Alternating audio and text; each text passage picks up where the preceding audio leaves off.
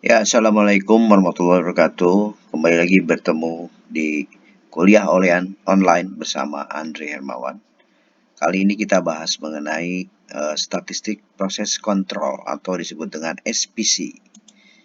Nah, SPC di dunia industri ini sangat sering dipakai dan sudah menjadi suatu ilmu keunggulan bagi yang memiliki kelulusan teknik industri. Apa yang menjadi concern kita di dalam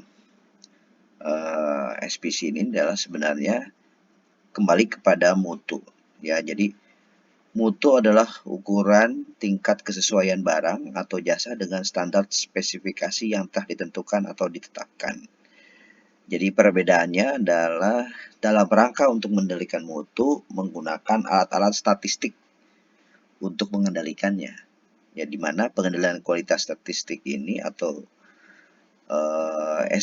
statistik proses kontrol ini ilmu yang mempelajari tentang teknik atau metode pengendalian kualitas berdasarkan prinsip-prinsip atau konsep statistik. Jadi, cara menggambarkan ukuran kualitas itu memiliki variabel di mana variabel adalah merupakan karakteristik kualitas suatu produk dinyatakan dengan besaran yang dapat diukur. Besaran kontinu seperti panjang, berat, temperatur, terus apa lagi? Banyak hal yang lain.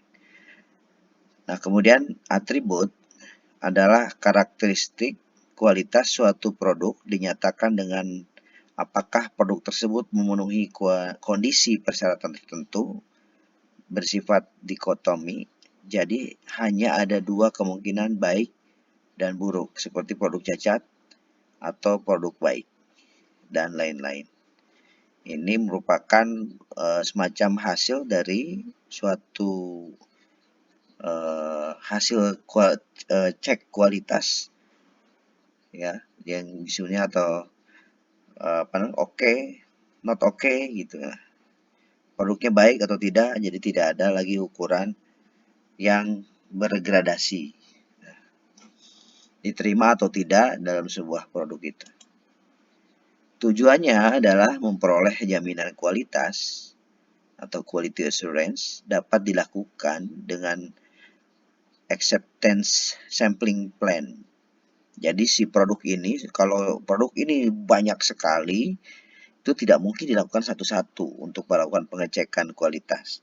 Yaitu dengan cara mengambil sampling dari produk yang telah dihasilkan, ya rencananya berapa, misalnya dalam waktu per 1 jam diambil contohnya untuk dilakukan tes, per 2 jam, per 3 jam, atau bisa juga per hari, ataupun nanti tergantung kita bagaimana kita mengambil teknik mengambil sampling supaya betul-betul kualitasnya terjamin.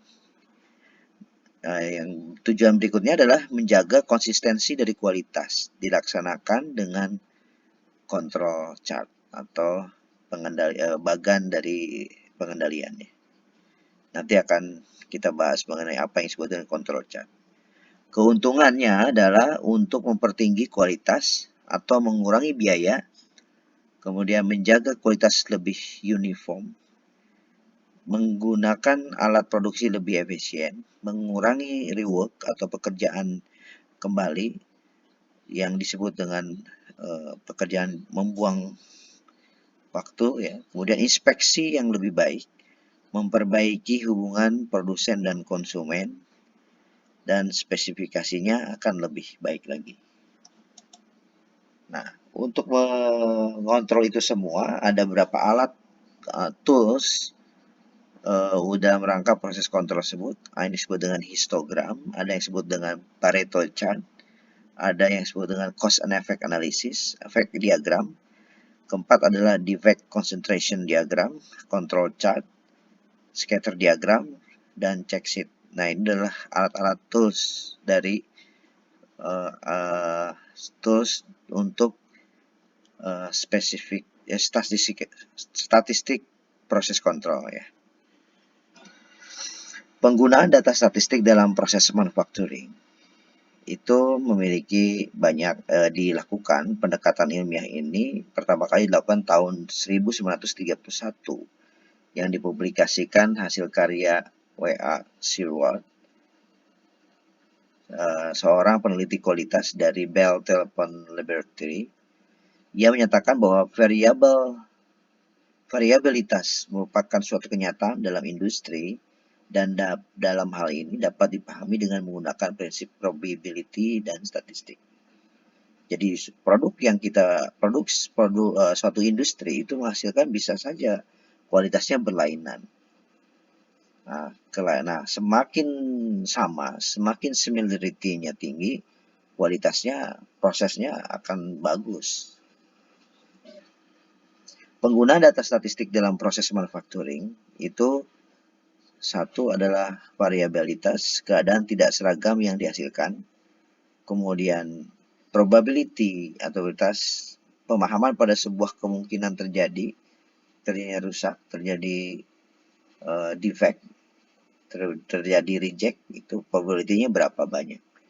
Statistik itu pengumpulan dan pengolahan data menjadi sebuah informasi bagi kita mengenai proses tersebut.